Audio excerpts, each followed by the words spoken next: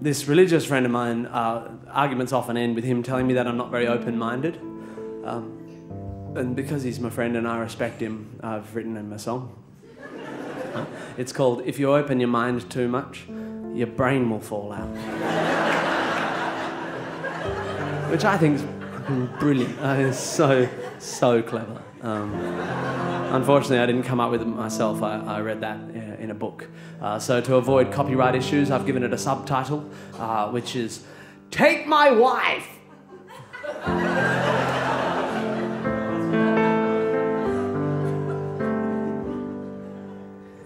If anyone can show me one example in the history of the world of a single psychic who's been able to prove under reasonable experimental conditions that they are able to read minds. And if anyone can show me one example in the history of the world of a single astrologer who's been able to prove under reasonable experimental conditions that they can predict future human events by interpreting celestial signs.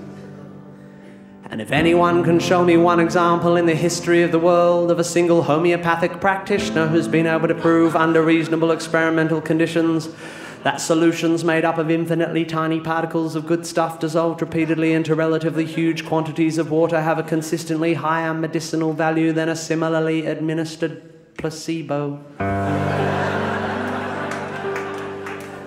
And if anyone can show me one example in the history of the world of a single spiritual person who's been able to show either empirically or logically the existence of a higher power with any consciousness or interest in the human race, or ability to punish or reward humans for their moral choices, or that there is any reason other than fear to believe in any version of an afterlife,